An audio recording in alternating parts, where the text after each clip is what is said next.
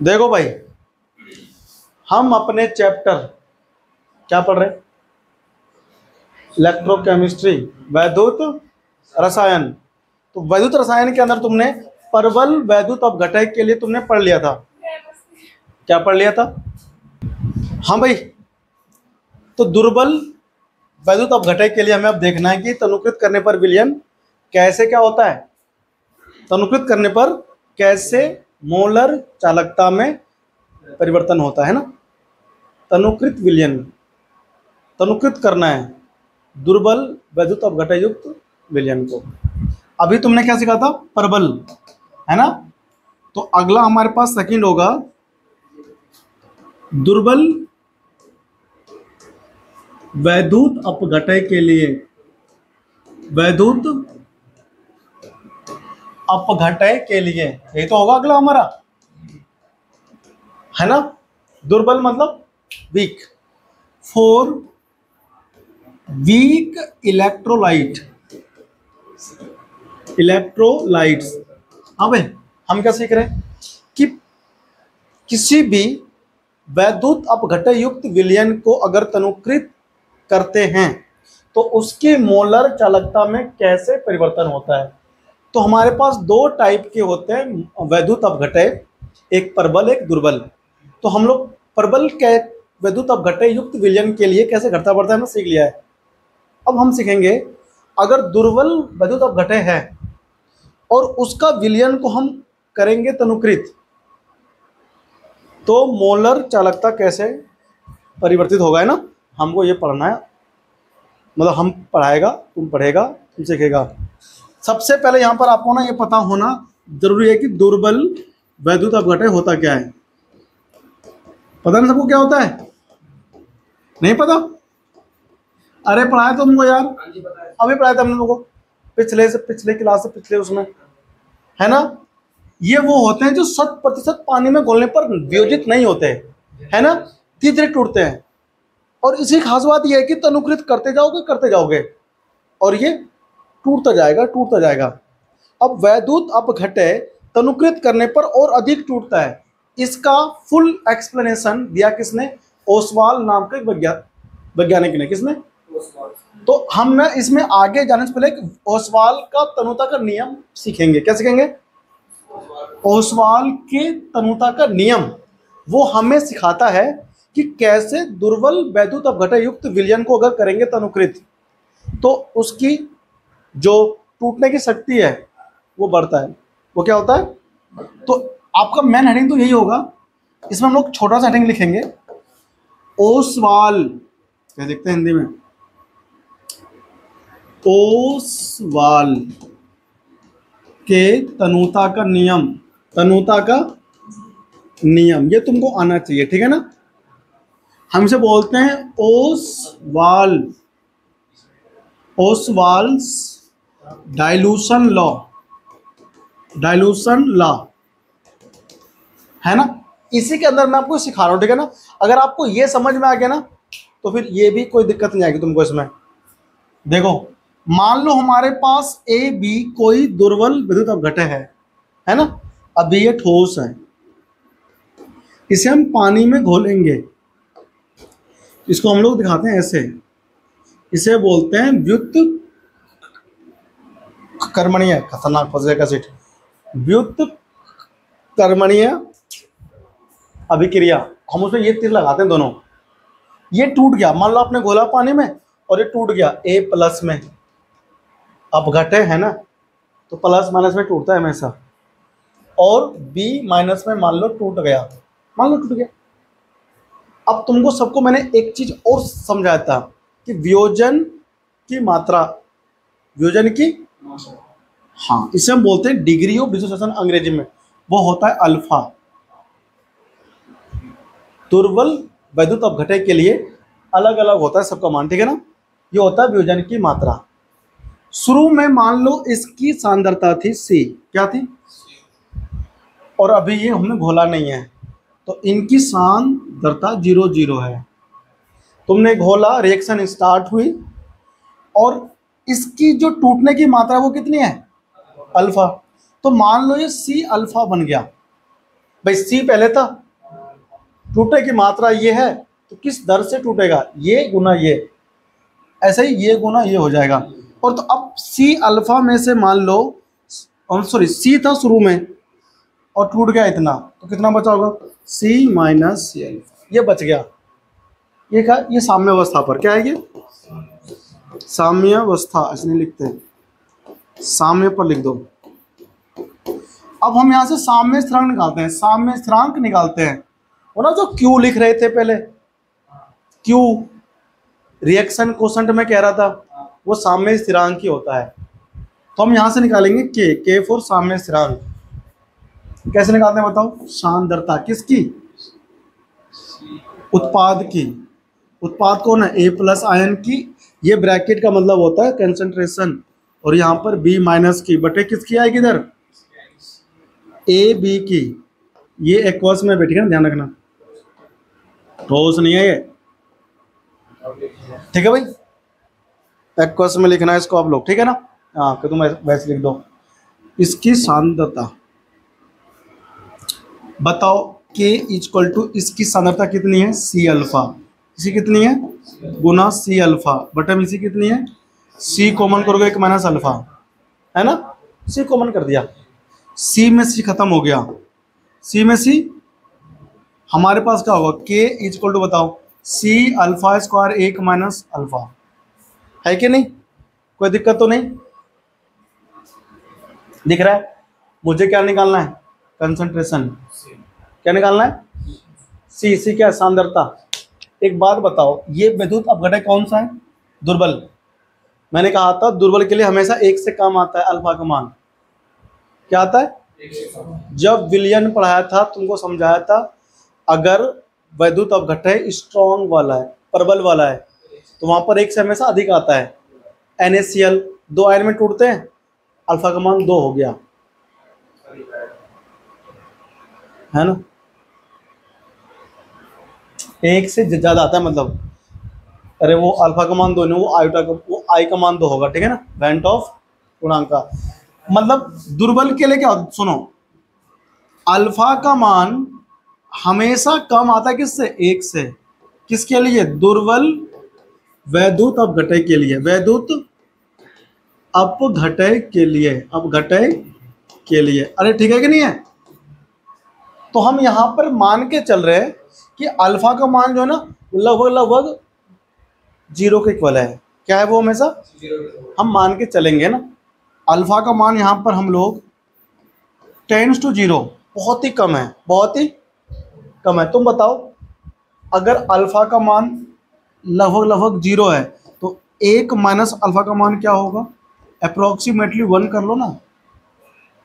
अगर तुम 1 में से करते हो माइनस 0.0001, 1 में से करते हो माइनस 0.001, है ना, तो कितना बचेगा बताना, 0.999, है ना, ये तो बचेगा 8। क्या ये 1 के इक्वल नहीं है, 1 से कितना है कम, बहुत कम है ना, मतलब 1 के आसपास ही है। तो हम क्या बोलेंगे, इसको नेग्लेक्ट कर देंगे, तो इसको ऐसा करने पर इसका मान 1 हो गया, तो k equal to C alpha square हो गया, नहीं हो गया, तो बताओ सी का मान क्या होगा, या फिर हम लोग यहाँ से अल्फा का मान निकाल लेंगे, क्या निकाल लेंगे, अल्फा का मान, अरे 1 माइनस अल्फा का मान 1 रखा ना हमने, अल्फा का मान 1 नहीं है, तो यहाँ से अल्फा का मान कितना आएगा बताओ, अल्फा आएगा k अपॉन सी रूट में, नहीं आएगा, अरे यहाँ से अल्फा का मान निकालो।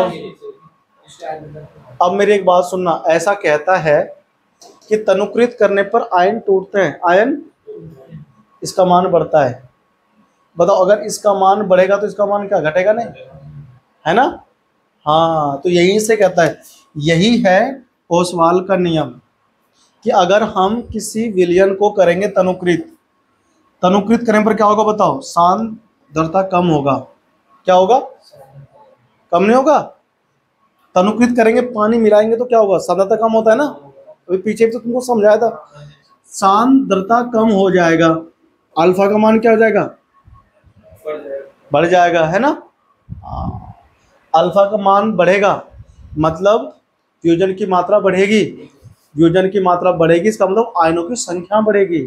वही तो होता है परवल वैद्युत अपघटन में क्या होता है, अल्फा का मान 1 से ज़्यादा, इसका मतलब होता है आयन टूट रहे हैं बहुत सारे। जितना ज़्यादा आयनों की संख्या टूटती है ना, अल्फा का मान बढ़ता है। अगर मान लो आपको 2 वैद्युत अपघटन दिया है, एक का मान अल्फा का मान लो 2 है, एक मान लो अल्फा का मान 5 है, तो 5 अल्फा का मान जिसका है ना, उसका मतलब ये हुआ कि पानी में घोलने पर ज़्यादा टूटेगा, ज़्यादा वियोजन की मात्रा ज़्यादा। अल्फा को बोलते हैं वियोजन की मात्रा। क्या बोलते हैं इसको? वियोजन की मात्रा, वियोजन की मात्रा। और यहाँ साफ पता चल रहा है कि सांद्रता कम होने पर ये बढ़ेगा, है ना, क्योंकि ये व्युत्क्रमानुपाती का चिन्ह दे रहा है इसमें ना, देखो ये बट्टे में हो, यहाँ पर ऊपर है, तो ऐसा होता है ना। तो इससे हम ये सीखते हैं कि तनुकृत करने पर विलयन को दुर्बल वैद्युत अपघटय युक्त विलयन को तनुकृत करने पर, विलयन को तनुकृत करने पर क्या होता है? तनुकृत करने पर सांद्रता कम होती है, सांद्रता कम होती है और वियोजन की मात्रा बढ़ती है। क्या होती है? वियोजन की मात्रा बढ़ती है, वियोजन की मात्रा बढ़ती है। देखो तुमको ना ये चीज ना थोड़ा सा याद रखना पड़ता है। तुमने देखा, मैंने आपको समझाया, तो हमको भी समझाया था किसी ने, हमने उसकी बात मान ली कि तनुकृत करने पर सांद्रता घटती है, और ये सच बात है। 1 लीटर पानी में 10 ग्राम चीनी है, और वही 1 नहीं 2 लीटर पानी में 10 ग्राम चीनी है। कौन होगा मीठा ज़्यादा? जो 1 लीटर पानी में 10 ग्राम चीनी वो मीठा ज़्यादा होगा। 2 लीटर पानी में 10 ग्राम चीनी कम मीठा होगा, उसकी सांद्रता कम होगी, इसका मतलब जो कम मीठा है। यहाँ पर ऐसे तनुकृत करने पर सांद्रता कम होती है, सांद्रता कम होने पर वियोजन की मात्रा, ये तुम्हें ध्यान रखना, कीप इन योर माइंड, है ना, ऐसे बोलते हैं, बढ़ती है, वियोजन की मात्रा बढ़ती है। इसका मतलब क्या हुआ? वियोजन की मात्रा बढ़ने का मतलब हुआ आयनों की संख्या बढ़ेगी, आयनों की संख्या। तो हम यहाँ लिखेंगे अर्थात तनुकृत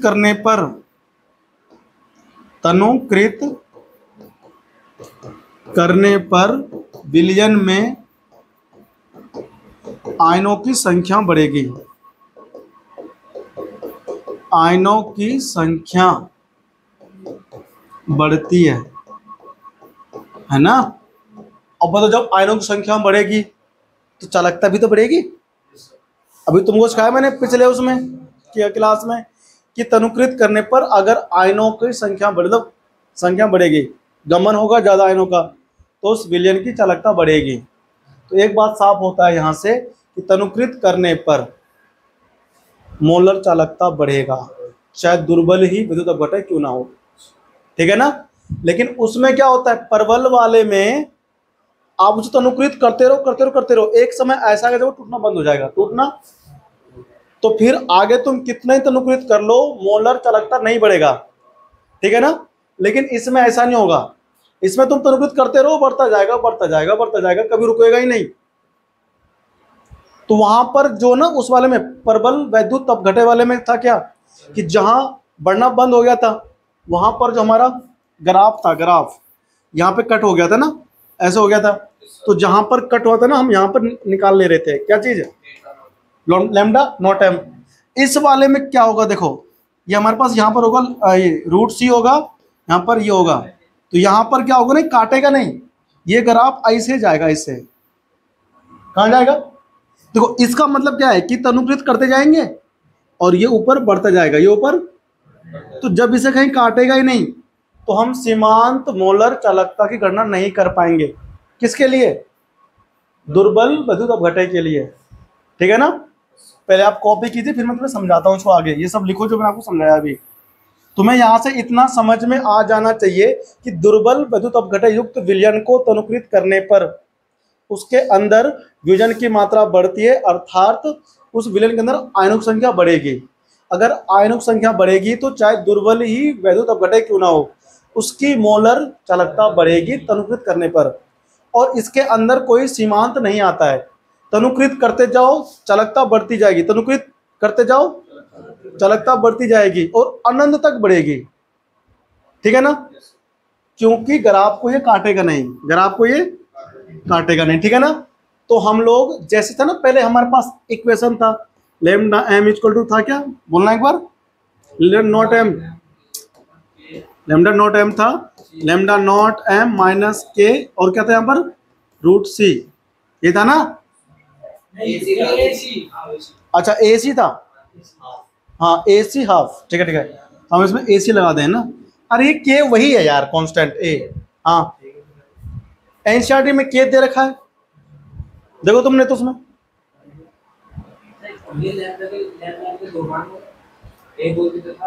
हाँ। अरे वो छोड़ो यार, मोलर चालकता का था ना फॉर्मूला, ये इक्वेशन दिया था, अरे ये इक्वेशन दिया था प्रबल विद्युत अपघटय के लिए कि भैया तुम इस वाले से ना ये निकालोगे, ये क्या है, ये क्या है सीमांत मोलर चालकता, इसकी गणना हम लोग इसी से करते हैं इक्वेशन से। ठीक है ना, कॉपी करो पहले तुम इसको, छापो इसको। चलो आगे बात करें अपन लोग, है ना। तो एक बात तो यहां से हमने सीखा कि अनंत यानी कि इन्फिनिट डाइल्यूशन जब करते हैं तो क्या होता है, आयनों संख्या बढ़ती है। तो हम यहां पर एक बात लिखेंगे, क्या लिखेंगे भाई, कि दुर्बल वैद्युत अपघटय युक्त अपघटय युक्त विलयन को अनंत तनुता तक तनुकृत करने पर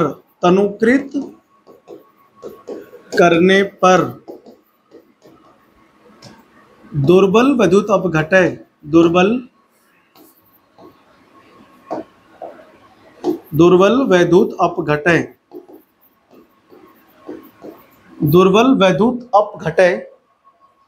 प्रबल वैद्युत अपघटय की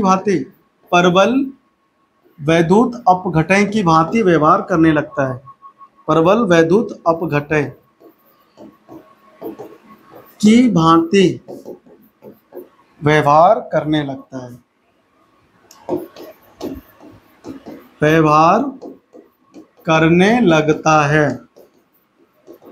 अर्थात अनंत तनुता पर दुर्बल वैद्युत अपघटय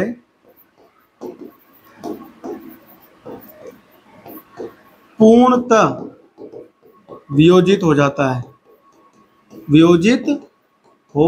है, ये आपको ध्यान रखना है। ठीक है ना, करो कॉपी, है ना। अनंत तनुता का मतलब होता है सांद्रता लगभग शून्य हो गया, क्या हो गया, जहां हम ये बोले इन्फिनिट डाइल्यूशन, सांद्रता टेंड्स टू जीरो, सांद्रता जीरो की तरफ अग्रसर हो रहा होता है। ठीक है ना, तो इसमें आपको ना एक वो लिखना है, लिखो इसके अंदर। तो इसके लिए हमें क्या मिलता है, ग्राफ मिलता है, देखो किसके बीच में, लैम्डा एम, तो हम यहां बना रहे हैं ग्राफ।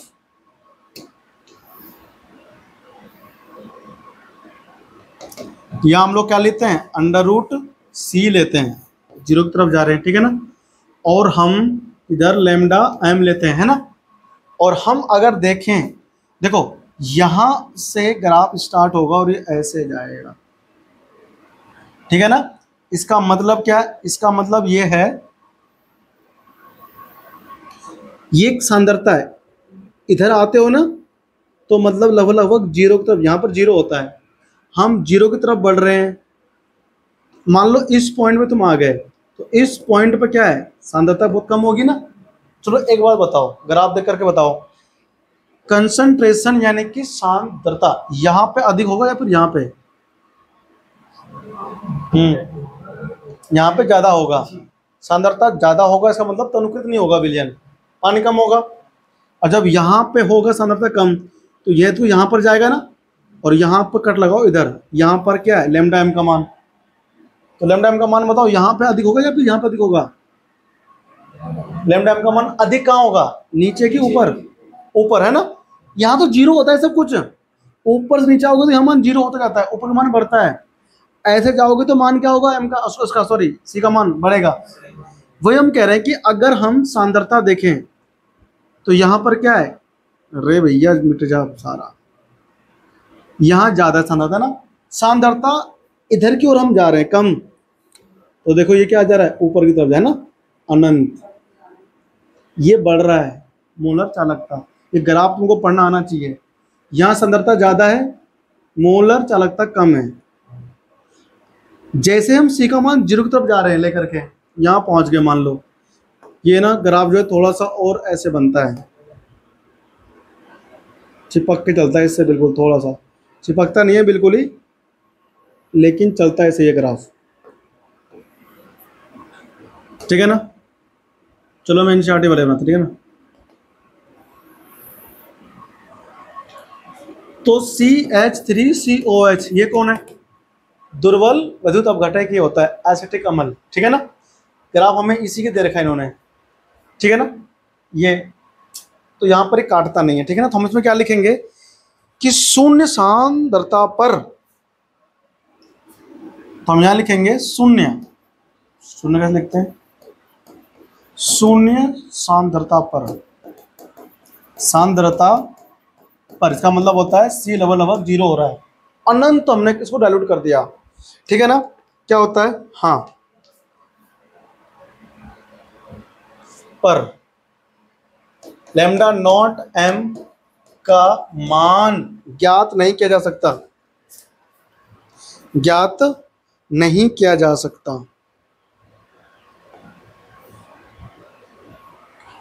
का मान प्राप्त नहीं किया जा सकता, नहीं किया जा सकता, कर ही नहीं सकते, ठीक है ना।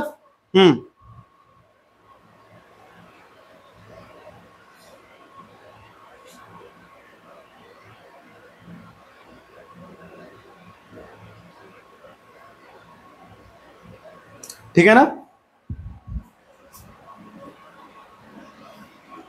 तो यहां लिखना क्योंकि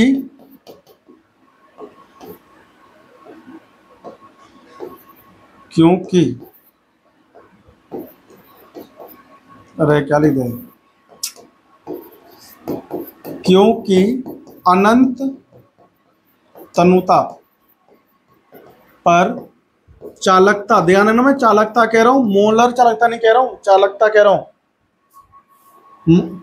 पर चालकता इतनी कम हो जाती है कि, इतनी कम हो जाती है, इतनी कम हो जाती है कि हम उसकी गणना ही नहीं कर सकते, हम उसकी गणना नहीं कर सकते ना, कि इसका वास्तविक मान ज्ञात करना असंभव हो जाता है, असंभव हो जाता है। आपको याद होगा तनुकृत करने पर चालकता घटती है, क्या घटती है, तनुकृत करने पर चालकता घटती है, चालकता घटती है, लेकिन मोलर चालकता बढ़ती है। बेटा दो टर्म होता है ना, चालकता और एक, हाँ तो मोलर चालकता तो बढ़ती है, चालकता घटती है, ठीक है ना, ध्यान रखना। यहाँ पर वही लिखा है, चालकता इतनी कम हो जाएगी कि हम उसे कैलकुलेट ही नहीं कर सकते, है ना। मोलर चालकता ही तो चालकता होती है, लेकिन जब एक मोल विद्युत अपघटय हो, ठीक है ना, तो ध्यान रखना। तो हम यहां पर एक पॉइंट लिखेंगे कि दुर्बल विद्युत अपघटय के लिए, दुर्बल विद्युत अपघटय के लिए, यहां आप एक पॉइंट लिखो, दुर्बल वैद्युत अपघटय, वैद्युत अपघटय के लिए लैम्डा नॉट एम का मान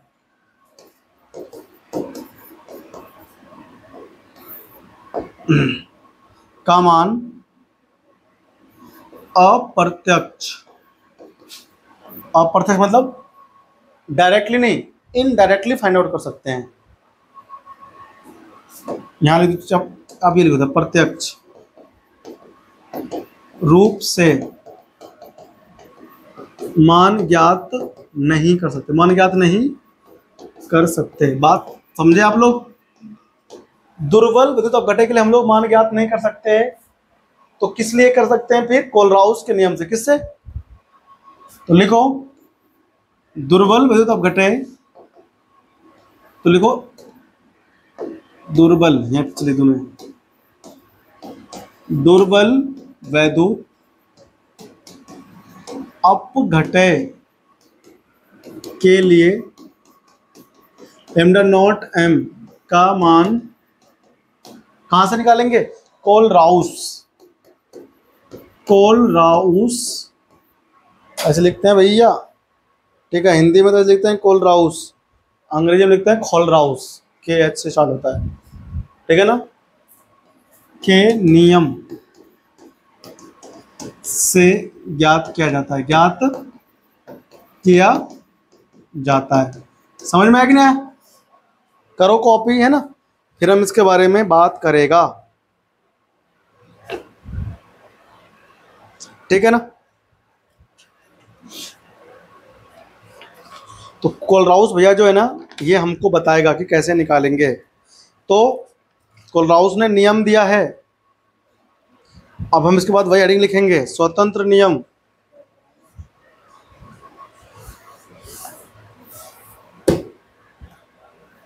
कि हम कैसे लिखा, मुझे एक बार बुक, एनसीईआरटी की बुक देना।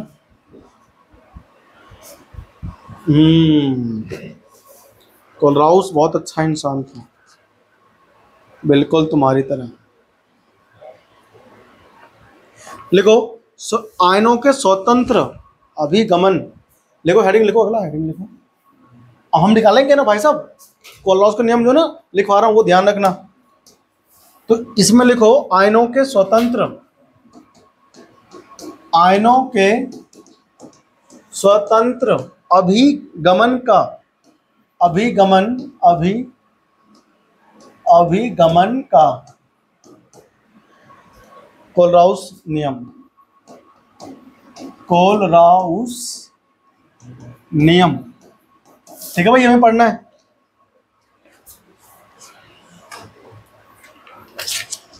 फटाफट छापो इसको। हो गया? हेडिंग देखो, Kohlrausch law of independent migration of ions. Kohlrausch अंग्रेजी में लिख लो, कोलराउस कैसे, इसकी स्पेलिंग क्या है भैया? RAU, ये स्पेलिंग है इसकी, ठीक है। SCH, Kohlrausch law of independent of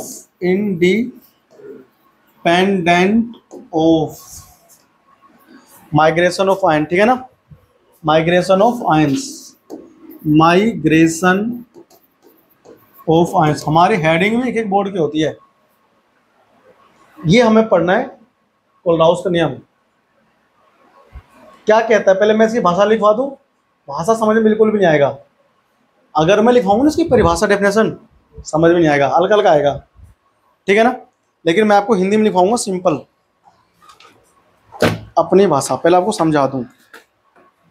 देखो इसने पता है क्या कहा?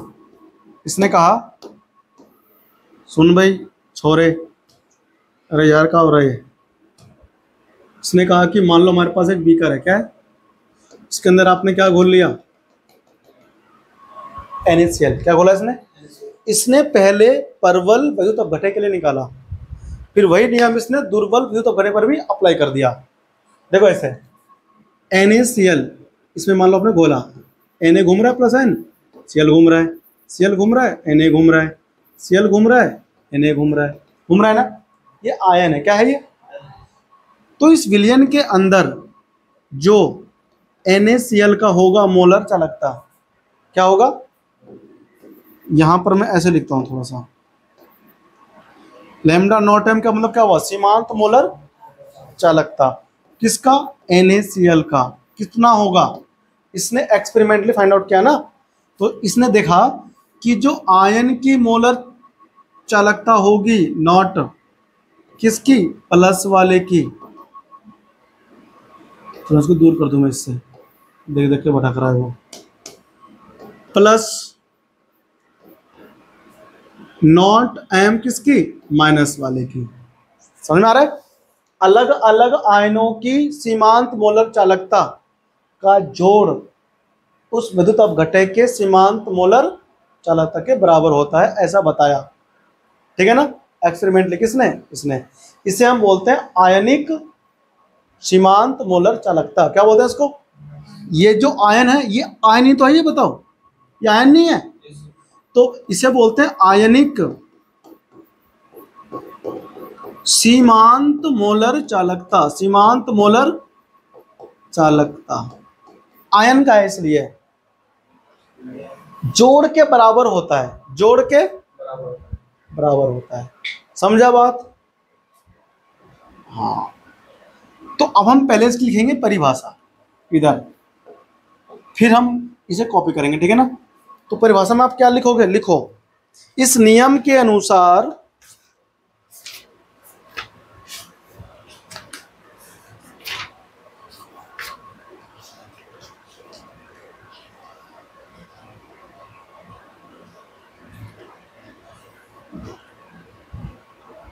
इस नियम के अनुसार किसी वैद्युत अपघटक की सीमांत मोलर चालकता इस नियम के अनुसार किसी वैद्युत अपघटक की मोलर चालकता क्या होती है बताओ, अपघटक की, यहां लिखो सीमांत मोलर चालकता उनके धनायन कौन होते हैं बताओ, ये जो प्लस वाले हैं, धनायनों और ऋणायनों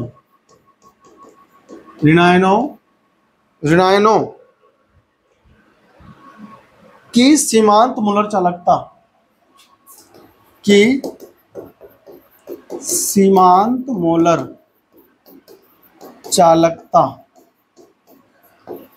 के योग के बराबर होती है। भाषा मत रटना, ये तो मैं तुम्हें जानबूझ के लिखवा रहा हूँ बुक में से, ठीक है ना। अगर आपको ये समझ में आ गया ना, ये तुम अपने आप लिख दोगे, है ना, रटने की जरूरत नहीं है। चलो भैया ना, तो इसमें ना ये लिख लो। तो यही कहा था किसने, कोलराउस भैया ने, कि लैम्डा नॉट m जो होता है परबल विद्युत अपघटक के लिए उनके आयनों के सीमांत मोलर चालकता के योग के बराबर होता है। ये आप लिख लो। हम इस आयन के जो सीमांत मोलर चालकता होती है उसे बोलते हैं आयनिक सीमांत मोलर चालकता, ठीक है ना। तो छाप लो इसको फटाफट से।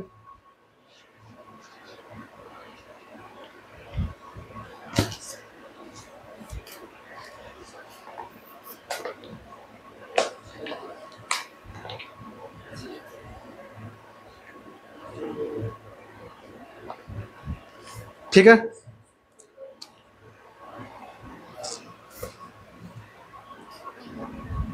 छापे इसको, छाप लिया।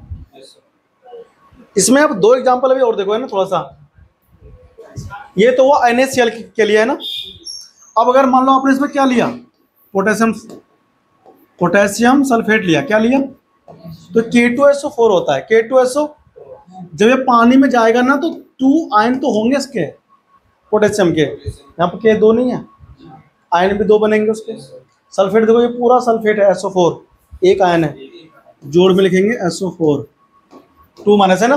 अब देखो ध्यान से, अब जो हमारे पास सीमांत मोलर चालकता होगी किसकी, K2SO4 की, वो कितनी होगी, इस K प्लस आयन की सीमांत मोलर चालकता।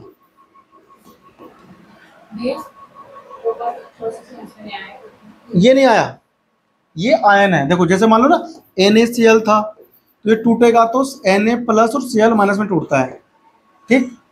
लेकिन यहाँ पर K2 आ गया ना, तो यहाँ जो 2 है ये 2 K का है, तो जब आयन में टूटेगा तो ये 2 साथ में जाएगा, 2 आयन है, क्या है ये, और ये सल्फेट अलग हो गया, 2 माइनस इधर। ये हमें याद करने पड़ते हैं कि पोटेशियम सल्फेट, सल्फेट पे होता है हमेशा 2 माइनस, कितने होता है, तो यहाँ पर 2 माइनस इसीलिए आया है।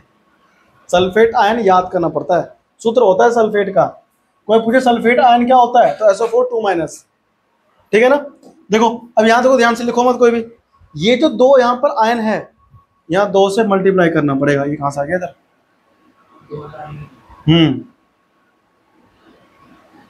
यहाँ हमको इधर 2 से मल्टीप्लाई करना है। इसमें 2 आयन है ना क्या का, तो एक आयन की सीमांत मोलर चालकता लैम्डा m K प्लस होगा, 2 आयन होंगे 2 से गुना, 3 आयन होंगे 3 से गुना, 4 आयन होंगे तो 4 से, प्लस सीमांत मोलर चालकता किसका, सल्फेट का। ये एक ही तो है, यहाँ एक ही रहेगा, ठीक है ना। ऐसे ही अगर हमको लिखना हो किसका, एल्यूमिनियम क्लोराइड का, ये कौन है, AlCl3, कौन है, ये पानी में जाएगा तो क्या क्या देगा, ये एल्यूमिनियम 3 प्लस देगा। एल्यूमिनियम तो एक ही है ना इसमें, एक 3 प्लस। Cl कितने आएंगे, 3 आएंगे। Cl कितने आएंगे, देखो 3 Cl है इधर, आयन भी कितने मिलेंगे, 3, तो यहाँ पर 3 रहेगा, ठीक है ना। अब अगर मुझे एल्यूमिनियम की लिखनी हो, सॉरी एल्यूमिनियम क्लोराइड की लिखनी हो, सीमांत मोलर चालकता AlCl3 की, तो क्या लिखेंगे, सीमांत मोलर चालकता किसकी, एल्यूमिनियम 3 प्लस की, प्लस 3 से गुना हो जाएगा लैम्डा नॉट MCl माइनस की, ठीक है ना। जो आयन की संख्या होगी ना वो इसमें गुना हो जाएगा, ध्यान रखना। समझ में आई तुमको बात, ये आयन थोड़ा तुम्हें समझने पड़ेंगे कौन किसमें टूटता है, तो समझ रही है ना। तो देखो जितने आयन हैं उन सभी आयनों की जो मोलर सीमांत चालकता है उनका जोड़ होता है उस वैद्युत अपघटय का सीमांत मोलर चालकता, ठीक है ना। ये बताया कोलराउस भैया ने। कोलराउस का अगर नियम पेपर में इस साल तो आएगा, मुझे पता है, पिछले साल नहीं आया, उससे पहले नहीं आया, अब इस साल आएगा जो नहीं आया पहले, इसीलिए इसका चांस 99% है। कोलराउस के नियम का ध्यान रखना, उसमें अगर आ गया तो क्या लिखोगे, परिभाषा लिखोगे, ये लिखोगे और ये एग्जाम्पल लिखोगे। लेकिन इस पर बेस्ड न्यूमेरिकल्स आते हैं, क्या आते हैं, अगली क्लास में न्यूमेरिकल करना सिखाऊंगा इस पर बेस्ड। आज मैंने तुम्हें केवल क्या सिखाया, कोलराउस के नियम क्या होते हैं, परिभाषा, और ये अगले लेक्चर में हम लोग इसका ना एप्लीकेशन, अनुप्रयोग देखेंगे, कहाँ कहाँ ज्ञात करें ना, कहाँ कहाँ लगाते हैं, कैसे करते हैं, न्यूमेरिकल भी आता है इस पर बेस्ड, ठीक है। तो चलो हम अगली क्लास में मिलते हैं तुमसे।